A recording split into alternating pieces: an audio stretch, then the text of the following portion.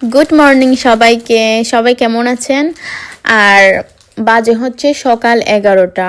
আর আমি রান্না করেছি ফেলুর বিসি বুনার মতো করে রান্না করেছি, আর 2টা রুটি করেছি। রুটি আমি হালকা একটু বাটার দিয়ে ফ্রাই করে নিয়েছি। আর এটা হচ্ছে রায়তা। রায়তার মধ্যে দিয়েছি পুদিনা পাতা আর একটু কাঁচামরিচ আর হচ্ছে সামান্য একটু লবণ। তো আমার অনেক ভালো লাগে এরকম ঘন করে একটু রায়তা বানালে, এইভাবে খেতে আমার অনেক ভালো লাগে। চলুন খেয়ে আপনাদেরকে বলি কেমন হয়েছে আজকের রান্নাটা। আসলে ভিডিও করতে করতে না রুটিগুলো একদমই ঠান্ডা হয়ে গেছে। এমনিতে ফেলুর বিচির বুনাটা অনেক ভালো হয়েছে, আমি প্রায় সময় এরকমভাবে বানাই। কিন্তু একটা কথা কি জানেন, এরকম খাবার না একা একে তো মোটেও ভালো লাগে না, তাই না? পরিবারের লোকজনেরা সবাই মিলে হই হুল্লোড় করে খেলে আলাদাই একটা আনন্দ লাগে।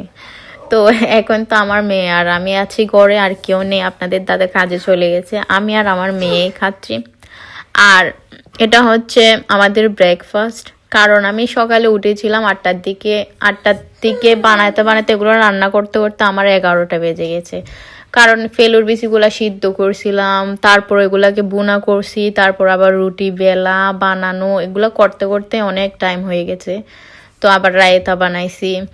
তো এখন এটা খেলে 11টার চেয়েও একটু 11:30 বেজে যাচ্ছে।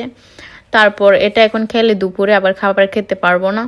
তো আবার 2টা-3টা দিয়ে কিছু একটা খিদে লাগলে কিছু একটা বানিয়ে খেয়ে নেব।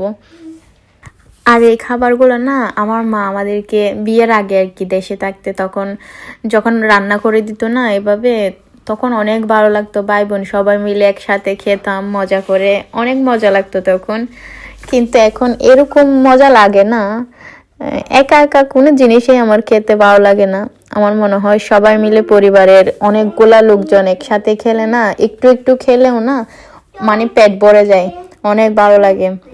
তো বন্ধুরা, আজকে আমার খাওয়ার ভিডিওটা আপনাদের কেমন লেগেছে কমেন্টে জানাতে বলবেন না। আর আপনারা কে কে এভাবে খেতে পছন্দ করেন তাও আমাকে কমেন্টে জানাতে বলবেন না। আর যদি আমার ভিডিও আপনাদের ভালো লেগে থাকে একটা ফলো দিয়ে প্লিজ পাশে থাকবেন। তাহলে ভালো থাকবেন, সুস্থ থাকবেন। আজকের জন্য আসি।